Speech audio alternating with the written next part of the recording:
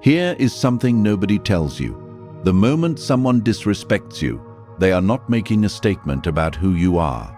They are running a test.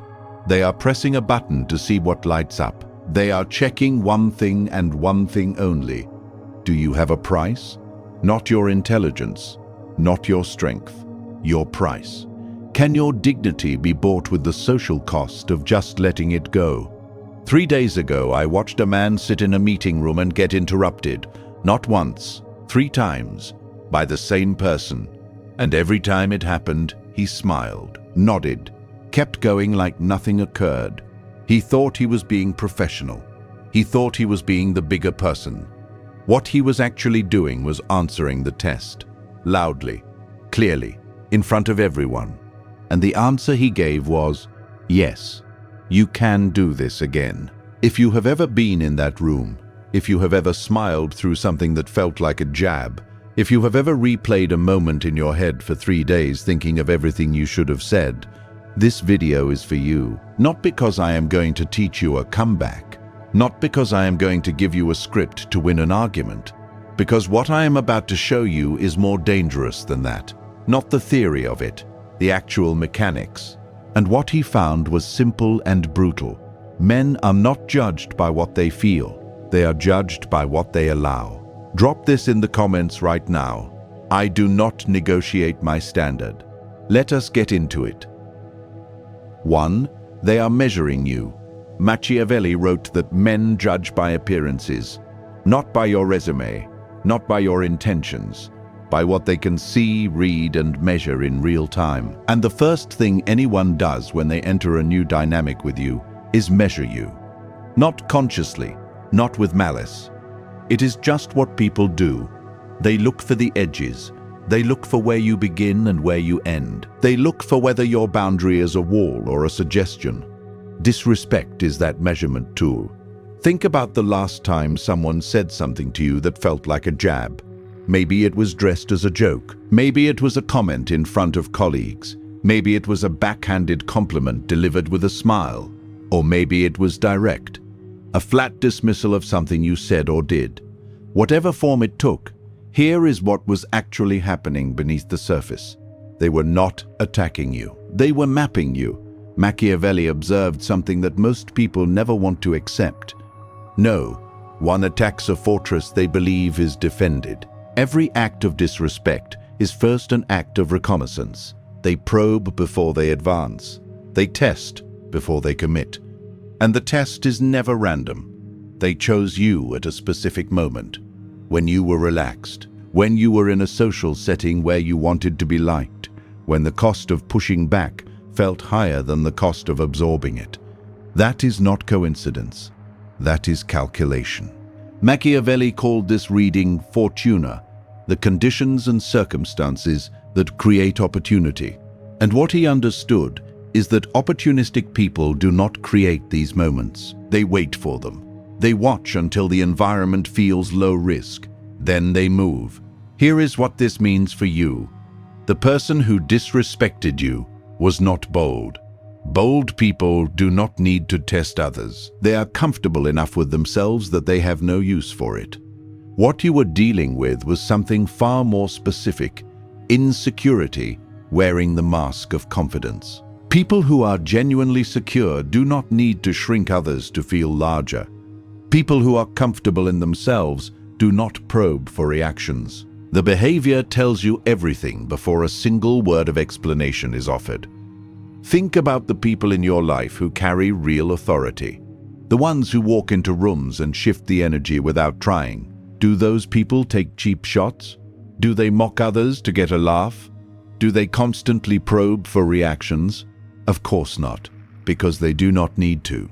Their sense of themselves does not depend on making someone else smaller. So when someone takes a shot at you, the question is not what it says about you.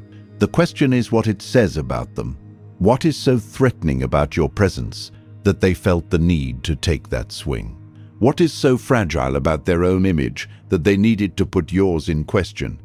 You are not the target because you are weak. You are the target because something about you is activating something in them.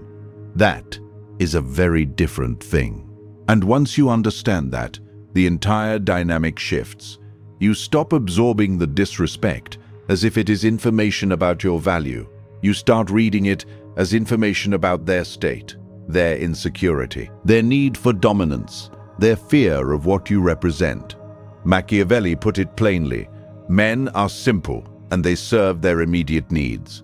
The person who disrespected you was serving a need. Your job is not to fix that need. Your job is to recognize it for what it is and respond accordingly. You are not the patient in this situation. You are the observer, and observers do not flinch. Drop this in the comments. I am the one grading the test. 2. Win with stillness. Most people think the first move is to say something. It is not. The first move is to do nothing, but not the nothing of someone who did not notice. The nothing of someone who noticed everything. There is a difference that most people never learn to make. Passive is when you shrink. Quiet is when you stop talking, but your face still tells the story. Still is something else entirely.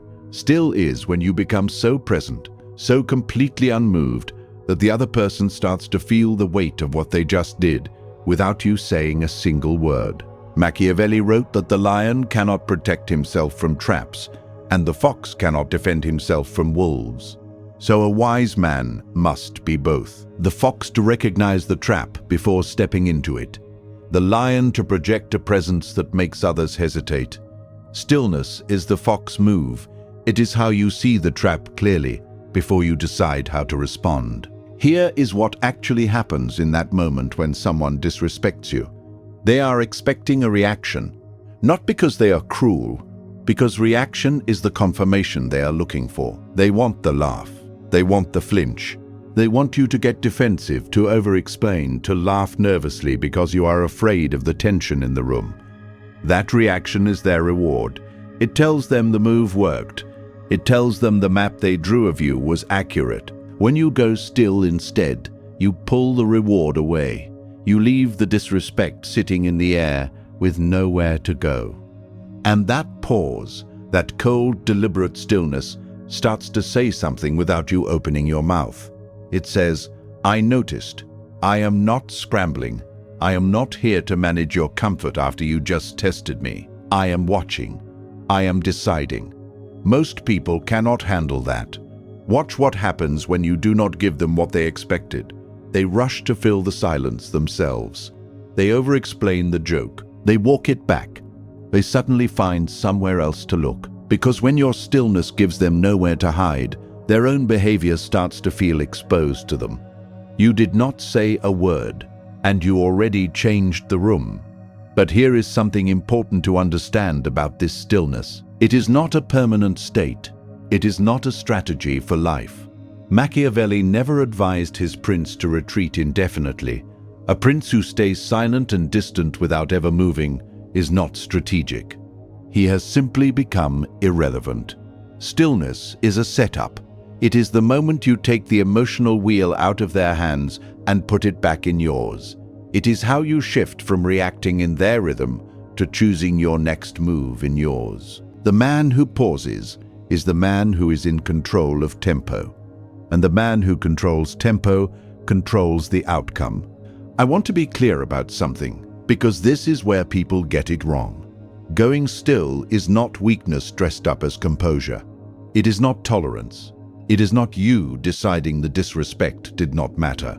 It is you deciding that your next move will be made from clarity, not heat, from observation, not impulse. Epictetus wrote that we suffer not from events, but from our judgments about events. The moment you react from impulse, you are suffering the judgment. The moment you go still, you are suspending judgment long enough to choose it deliberately. That is where your power lives, not in the heat of the moment, in the space you create before you fill it. And when you fill it on your terms. Think about the last time you reacted immediately, emotionally, out of the heat of being caught off guard. How did it feel 30 minutes later? How did it look in your own head the next morning? Now think about a time you did not react. When you let something sit, when you chose your response instead of throwing it, Which version of you commanded more respect in that room? You already know the answer. The stillness is not nothing. It is everything. Drop this in the comments. My stillness speaks louder than their words. 3. When someone disrespects you, they're measuring one thing. Once you have gone still, there is one move that shifts the entire power of the room. Not a comeback, not a rebuttal, not a threat, a question. A single, calm, measured question that invites the other person to look at what they just did in front of everyone. Machiavelli never advised his prince to meet force with force when strategy would serve better. The comeback is force. It creates a battle of equals, two people trading hits, one trying to out-clever the other, and the room watching to see who lands the better line. The question is something different. The question creates a courtroom, and you are not the defendant. You are the judge. Here is why this works at a level most people never think about. The person who disrespected you chose a specific environment. They chose a moment with shadow in it, a moment with enough plausible deniability that they could retreat to, "I was just joking. I did not mean it like that. You are being too sensitive." That shadow is their protection. It is what allows them to be opportunistic without being accountable. The question removes the shadow. Something like, "Did you mean that the way it sounded?" Or, "Go ahead and say that again so everyone can hear it clearly." Or simply, "That felt personal. Were you going for that?" Each of these does something precise. They are not attacks. They do not give the room a fight to watch. What they do is force the other person to make a decision, in real time, in public, with no shadow left to stand in. Either they double down, now explicitly, now on the record, now impossible for anyone in the room to pretend they did not see. Or they backpedal, fast, and most people, when suddenly handed a spotlight instead of the shadows they were counting on, will backpedal so fast you will barely see it happen. Because the truth about people who disrespect others is not that they are bold, it is that they are opportunistic. They chose the moment because the risk felt low. They moved because they thought the social cost of crossing you was small.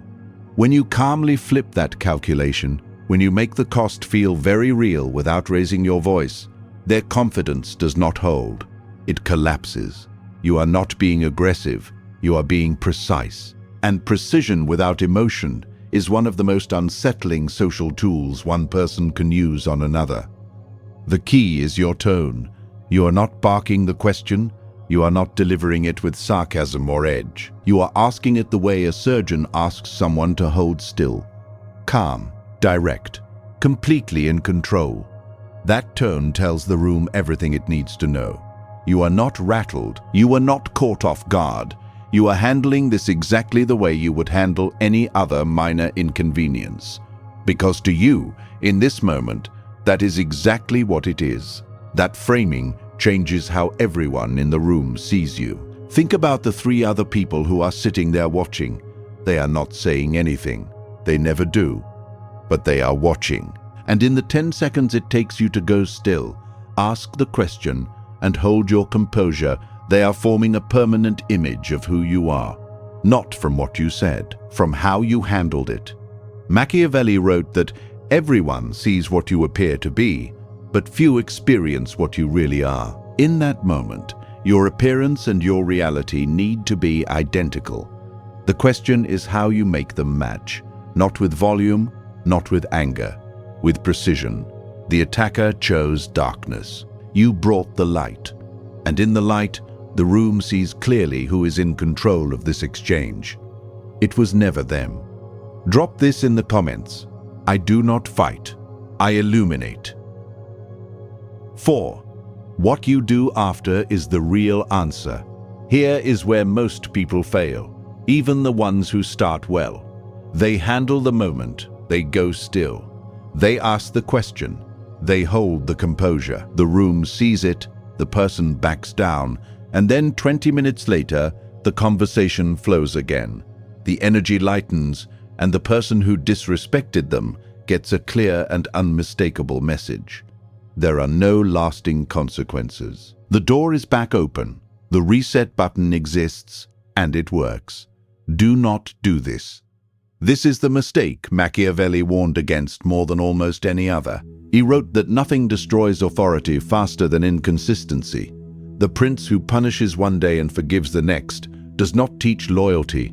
He teaches that the rules are not real, that consequences are negotiable, that if you wait long enough, or charm hard enough, or smile warmly enough, the standard disappears.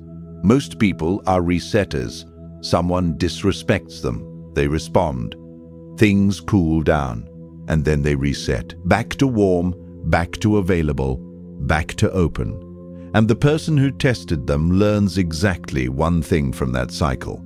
The cost is temporary. So they test again. Maybe not the same way. They are not completely without self-awareness. They come back with something softer, a comment wrapped in a compliment, a joke with just enough deniability to let them say they were kidding. A small omission, a subtle exclusion, something that lets them check. Was that first response real, or was it a performance? Your behavior after the moment is your answer to that question, and the answer needs to be visible without a single word of explanation. What this looks like in reality is simple. You become measurably less available, not cold, not rude, not dramatic. Just measurably less warm. The spontaneous conversation you would have had with that person does not happen. The invitation you would have extended does not come. The energy you used to bring into that dynamic gets redirected somewhere it is actually returned. They will notice. People always notice, not because you made it obvious, but because the absence of something that was once present is impossible not to feel. And when they notice it, they understand something without you having to say it out loud. What happened mattered. There was a price. You are not the kind of person who says something matters and then behaves like it does not. This is not pettiness. This is consistency. And consistency is the only thing that separates a real standard from an empty announcement. Machiavelli wrote that a prince becomes contemptible when he is seen as changeable, frivolous, irresolute. The man who holds the line in the moment but dissolves 20 minutes later has shown everyone watching exactly what kind of prince he is. He is the kind whose line is decorative. Your behavior after the moment is the architecture of what people believe about you. The moment itself is just the headline. Everything that follows is the proof. And here is the truth that most people are not willing to sit with. The reason resetters reset is not that they are weak. It is that they are afraid. Afraid of the tension. Afraid of being seen as difficult. Afraid that if they hold the distance, they will be alone. But what they do not see is the other side of that equation. When you maintain the shift, when you let the new dynamic settle, instead of rushing to dissolve it, you communicate something that no comeback and no confrontation could ever say as clearly. That your standard is not a mood. It is a permanent feature of who you are. And permanent features cannot be managed. They cannot be waited out. They cannot be charmed away. They can only be respected. Anyone can have one strong moment. What the people around you are watching for, whether they know it consciously or not, is whether that moment was a glimpse of something real or just a flash of something temporary. Your behavior after the moment tells them which one it was. Make sure it tells them the right thing. Drop this in the comments. My actions after are my real answer. 5. Make the second test cost more. Some people will push again, not right away, not in the same way. They are not completely unaware of what happened, but they will come back with something softer, something that has just enough plausible deniability that they can retreat to. I was only joking. I did not mean anything by it. You are reading too much into it. What they are actually doing is running a diagnostic. They are checking whether your first response was principle or performance. Whether the standard you showed in that moment is something that lives in you, or something you put on for the occasion. This is the second test. And Machiavelli would tell you that this one matters more than the first. Because the first test tells them what you are capable of. The second test tells them who you actually are. Here is what most people do wrong at this point. They relax. Things felt tense after the first response, and tension is uncomfortable, and the natural human instinct is to ease it.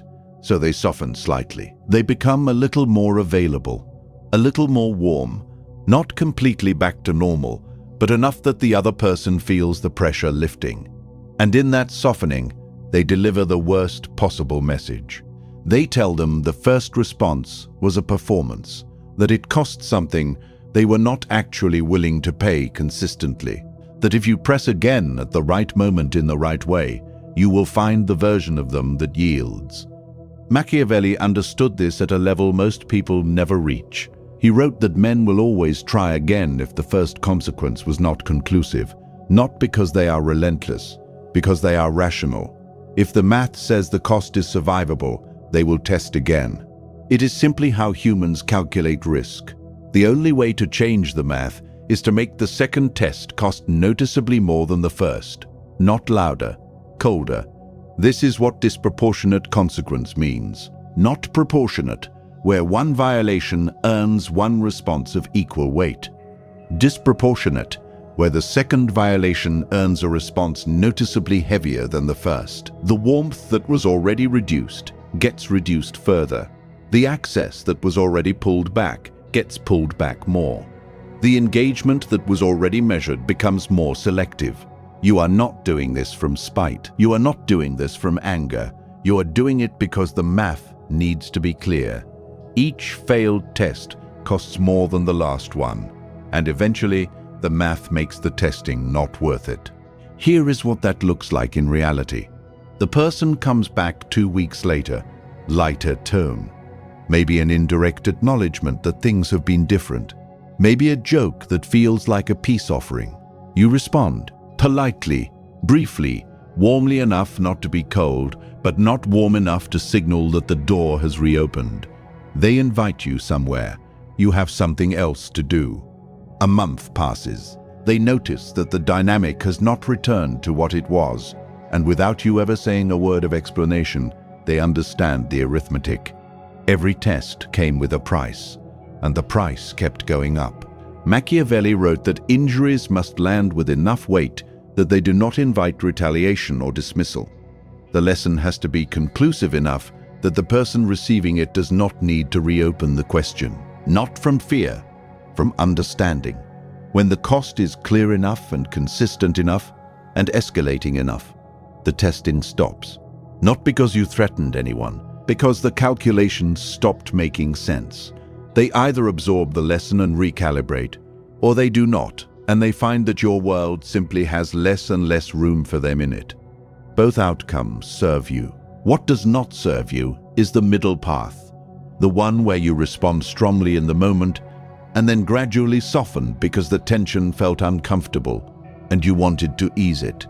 That path teaches them that you have a price after all, that the price is just a few weeks of uncomfortable energy and then everything resets. Do not give them that math. Give them the other math, the one where each failed test costs more than the last, the one where consistency is not a mood but a principle that does not bend because the situation became inconvenient. That is Machiavellian arithmetic, cold, precise, and completely without the need for a single dramatic moment. Drop this in the comments. Every failed test costs more than the last. 6. Respond from clarity, not from pain. We have talked a lot about how to move. Now let us talk about how to think. Because the most powerful shift you can make is not tactical. It is perceptual, and it starts with one question. When someone disrespects you, what do you feel first? Most people feel something close to pain. Not always visible, not always named, but something that registers in the body before the mind has a chance to process it. A tightening, a flush, a sudden urge to explain yourself, defend yourself, prove yourself. And when you respond from that place, from that first wave of feeling, you are giving them exactly what they were looking for. You are confirming that they found something real. Machiavelli spent his life studying the difference between men who reacted and men who calculated. And what he found was that the men who reacted from feeling almost always handed their opponents the advantage. Not because feeling is weak, because unprocessed feeling is readable, and readable is exploitable. When you respond from pain, you show them where the nerve is. You show them the thing that, if pressed again in the right way, will produce the same reaction. You have given them a map, and maps get used. When you respond from clarity, something different happens. Clarity does not mean you are not affected. It means you have created enough space between the stimulus and the response that what comes out is chosen rather than thrown. You see the behavior for what it is, not a statement about your value. Information about their state, their insecurity, their need to feel something they are currently not feeling, their discomfort with whatever it is about your presence that activated the impulse to test you. The philosopher Epictetus wrote that men are disturbed not by things, but by their judgments about things. The disrespect itself is a thing. Your response to it is a judgment, and that judgment is the only place where you actually have control.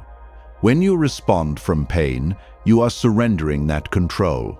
You are letting their behavior dictate your state, and your state dictate your response. When you respond from clarity, you are running the sequence yourself. You observe, you assess, you choose. That is not coldness, that is self-command. And self-command is the foundation of everything else in this video. The stillness, the question, the behavior after, the disproportionate cost. None of it works if you are operating from pain. Because pain is reactive, and reactive is predictable, and predictable is where power goes to die. Here is the reframe that changes everything. When someone takes a shot at you, ask not what it says about you. Ask what it says about them. What is so threatening about your presence that they felt the need to take that swing? What is so fragile about their own sense of themselves that they needed to put yours in question? People who are genuinely secure do not need to diminish others. People who are comfortable with who they are do not probe for reactions in others. The behavior is always the tell, and once you read the behavior for what it actually reveals, the whole dynamic shifts. You are no longer a target absorbing an attack. You are an observer watching someone expose themselves. That shift changes your response at the cellular level, not because you performed composure, but because you genuinely understood what you were looking at. Clean, efficient, no drama required. The posture that makes people genuinely recalibrate around you is not the posture of someone who is hard to hurt. It is the posture of someone who is too perceptive to be destabilized. Someone who sees the behavior clearly enough that it does not require a defensive response. It requires only an accurate one. That accuracy is what unsettles people far more than any comeback, because they expected fire. And they got a mirror. Drop this in the comments. Their attack reveals them, not me. 7. The room is watching. You are writing the lesson.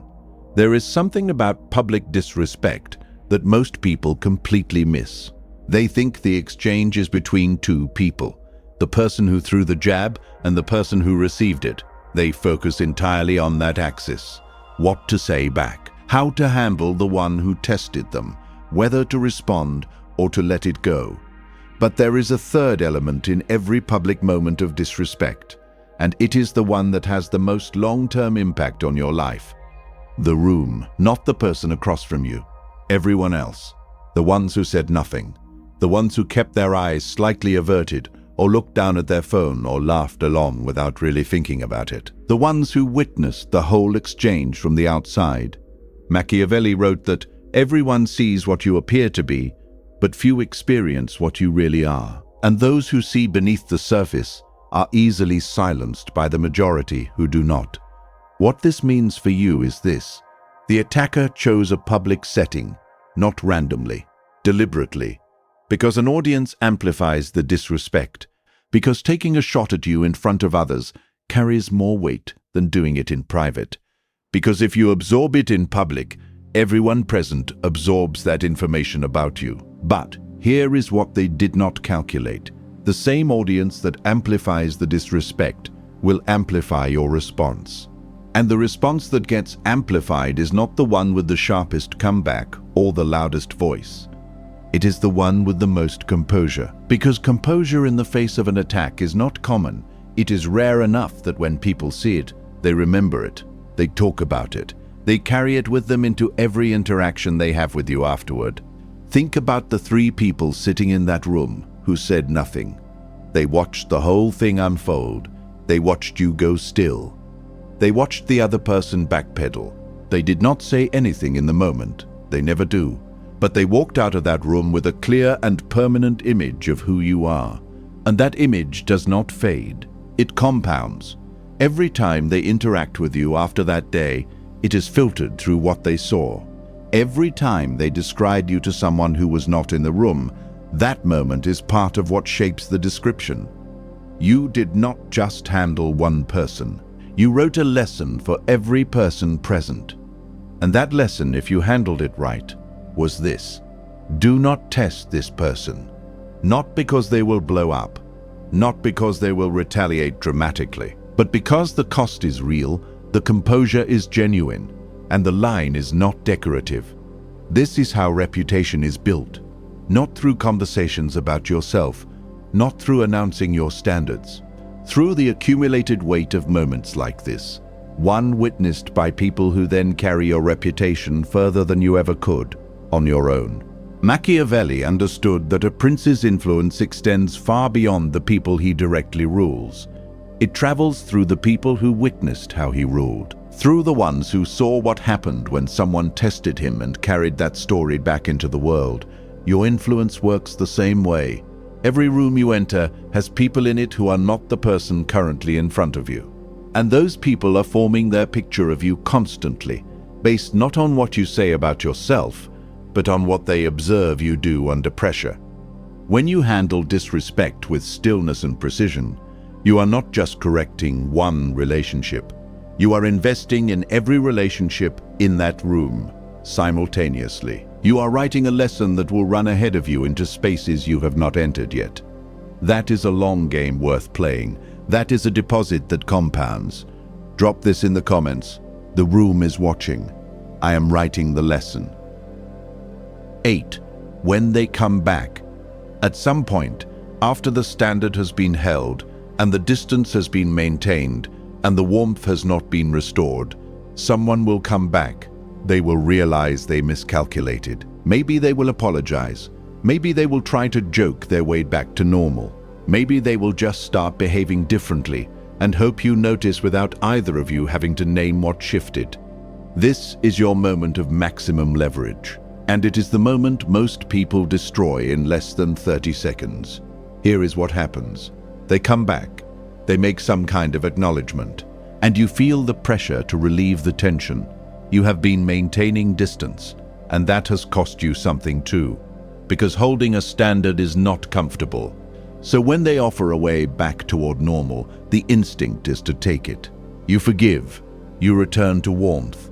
You tell yourself it is the mature thing to do, the gracious thing, the thing that good people do, and in doing so, you teach them something they will never forget. The cost was survivable. The door reopens. The reset button works, which means that sometime in the future, when the conditions are right, they can try again. Because they now know the math. Endure a few weeks of cooler energy, make a gesture toward reconciliation, and everything returns to what it was. Machiavelli studied how rulers handled those who returned after overstepping. He noted 2 common mistakes. The first was full punishment, which creates martyrs and enemies. The second was full restoration, which erases the lesson and invites repetition. The move that worked, the one that was both humane and effective, was accepting the return without restoring the original terms. You receive what they offer, politely, without coldness or drama, but you do not rebuild the warmth. You do not reopen the access. You do not restore the closeness that existed before. You simply remain in the new normal you have already created, not as punishment, not out of spite, Because the new normal is simply and accurately how things are now. What they experience in that moment is something very specific. They experience the understanding that access, once lost, is not automatically returned, that closeness is earned and not assumed, that the version of you they had before the disrespect is not a feature that automatically reinstalls itself when they decide they want it back. That is not cruelty. That is the most powerful lesson about the value of your respect that you can teach anyone. And you teach it without a speech, without an explanation, without a single dramatic moment. You teach it by remaining exactly where you are and letting them understand, through experience rather than instruction, that the old dynamic is gone, and the new one is simply how things work now.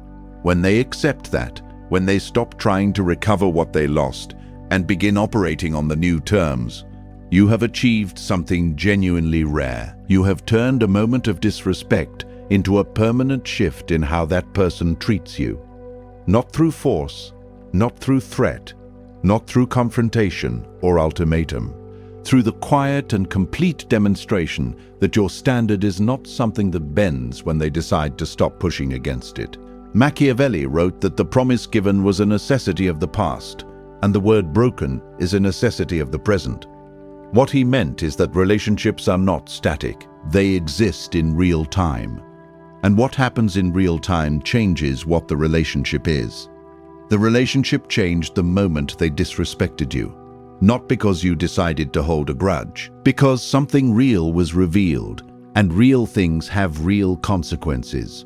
You are not holding it against them indefinitely. You are simply living in the reality that their action created. That is not hardness. That is accuracy. And accuracy, in relationships as in everything else, is the thing that holds up under pressure while everything performative eventually collapses. Your dignity does not have a return policy. Let them learn that once, and they will not need to learn it again. Drop this in the comments. Access is earned, not assumed.